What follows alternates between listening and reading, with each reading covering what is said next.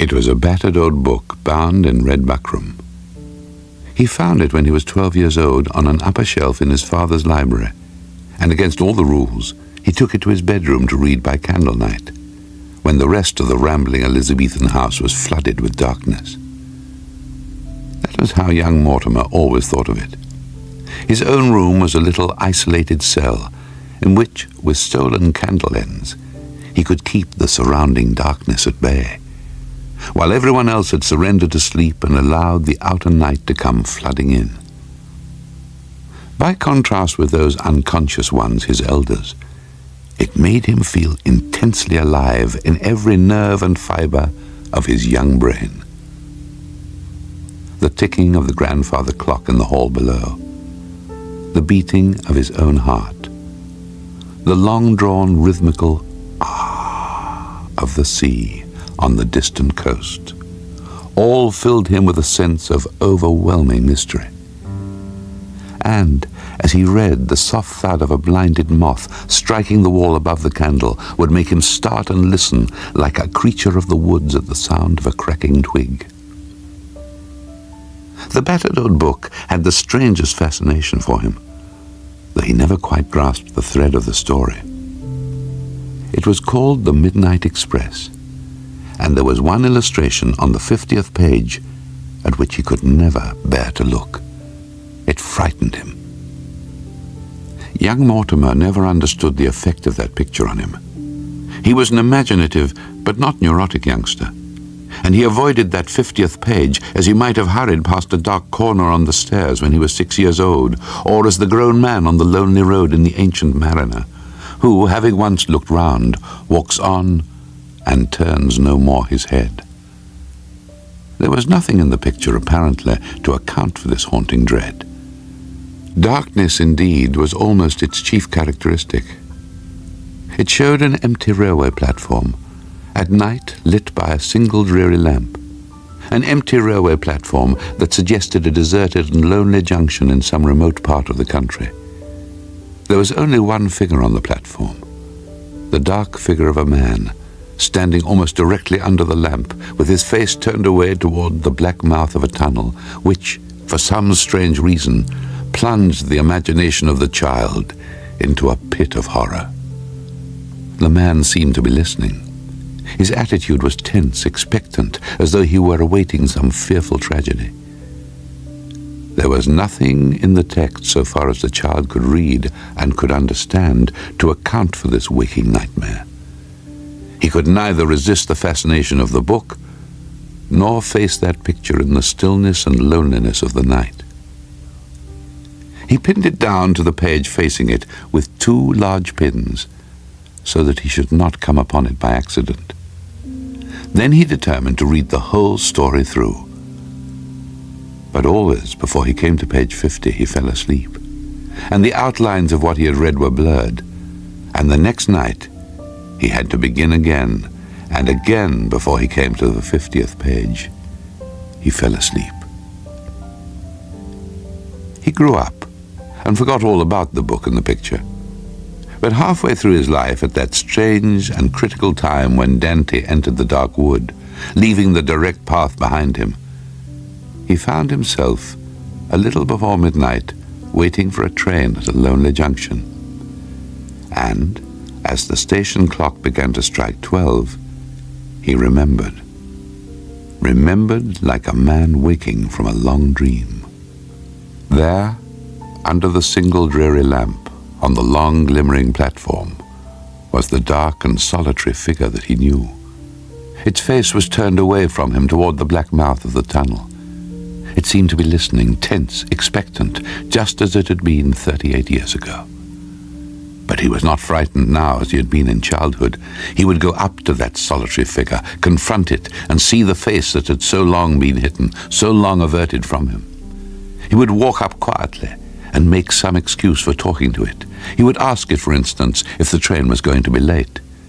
It should be easy for a grown man to do this. But his hands were clenched when he took the first step, as if he too were tense and expectant. Quietly, but with the old vague instincts awakening, he went toward the dark figure under the lamp, past it, swung round abruptly to speak to it, and saw, without speaking, without being able to speak, it was himself staring back, as in some mocking mirror, his own eyes alive in his own white face. Looking into his own eyes, alive. The nerves of his heart tingled as though their own electric currents would paralyze it. A wave of panic went through him. He turned, gasped, stumbled, broke into a blind run, out through the deserted and echoing ticket office, onto the long moonlit road behind the station. The whole countryside seemed to be utterly deserted. The moonbeams flooded it with the loneliness of their own deserted satellite. He paused for a moment and heard, like the echo of his own footsteps, the stumbling run of something that followed over the wooden floor within the ticket office.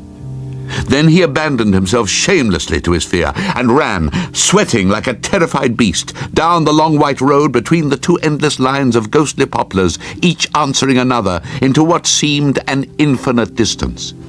On each side of the road there was a long, straight canal, in which one of the lines of poplars was again endlessly reflected. He heard the footsteps echoing behind him. They seemed to be slowly but steadily gaining upon him. A quarter of a mile away, he saw a small white cottage by the roadside, a white cottage with 2 dark windows and a door that somehow suggested a human face. He thought to himself that if he could reach it in time, he might find shelter and security, escape. The thin, implacable footsteps echoing his own were still some way off when he lurched, gasping, into the little porch, rattled the latch, thrust at the door, and found it locked against him.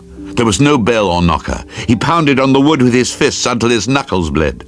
The response was horribly slow. At last, he heard heavier footsteps within the cottage. Slowly they descended the creaking stair. Slowly the door was unlocked. A tall, shadowy figure stood before him, holding a lighted candle in such a way that he could see little either of the holder's face or form. But to his dumb horror, there seemed to be a cerecloth wrapped around the face. No words passed between them. The figure beckoned him in. As he obeyed, it locked the door behind him. Then, beckoning him again without a word, the figure went before him up the crooked stair, with the ghostly candle casting huge and grotesque shadows on the whitewashed walls and ceiling. They entered an upper room in which there was a bright fire burning, with an armchair on either side of it, and a small oak table on which there lay a battered old book bound in dark red buckram. It seemed as though the guest had been long expected, and all things were prepared. The figure pointed to one of the armchairs, placed the candlestick on the table by the book, for there was no other light but that of the fire, and withdrew without a word, locking the door behind him. Mortimer looked at the candlestick. It seemed familiar. The smell of the guttering wax brought back the little room in the old Elizabethan house. He picked up the book with trembling fingers. He recognized it at once, though he had long forgotten anything about the story. He remembered the inkstain on the title page, and then, with a shock of recollection, he came on the 50th page, which he had pinned down in childhood. The pins were still there.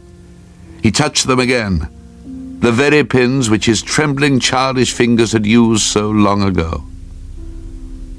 He turned now to the beginning. He was determined to read it to the end now and discover what it was all about. He felt that it must all be set down there in print, and though in childhood he could not understand it, he would be able to fathom it now. It was called The Midnight Express, and as he read the first paragraph, it began to dawn upon him slowly, fearfully, inevitably. It was the story of a man who in childhood long ago had chanced upon a book in which there was a picture that frightened him. He had grown up and forgotten it, and one night upon a lonely railway platform he had found himself in the remembered scene of that picture. He had confronted the solitary figure under the lamp, recognized it, and fled in panic. He had taken shelter in a wayside cottage and had been led to an upper room, found the book awaiting him, and had begun to read it right through to the very end at last. And this book too was called The Midnight Express, and it was the story of a man who in childhood, it would go on forever and forever and forever. There was no escape. But when the story came to the wayside cottage for the third time, a deeper suspicion began to dawn upon him. Slowly, fearfully, inevitably. Although there was no escape, he could at least try to grasp more clearly the details of the strange circle, the fearful wheel in which he was moving. There was nothing new about the details. They had been there all the time, but he had not grasped their significance. That was all. The strange and dreadful being that had led him up the crooked stair. Who and what was that? The story mentioned something else that had escaped him. The strange host who had given him shelter was about his own height. Could it be that he also... And was this why the face was hidden?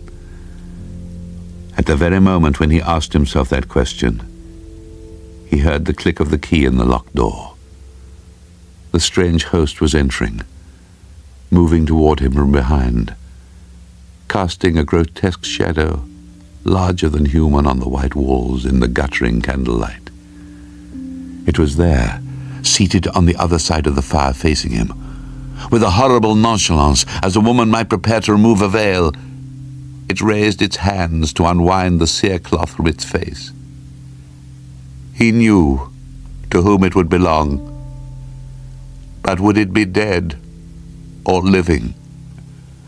There was no way but one. As Mortimer plunged forward and seized the tormentor by the throat, his own throat was gripped with the same brutal force. The echoes of their strangled cry were indistinguishable, and when the last confused sounds died out together, the stillness of the room was so deep that you might have heard the ticking of the old grandfather clock and the long-drawn rhythmical of the sea on a distant coast 38 years ago. But Mortimer had escaped at last. Perhaps after all, he had caught the Midnight Express. It was a battered old book, bound in red buckram. Joss Ackland was reading Midnight Express by Alfred Noyes. It was abridged and produced by Richard Dunn.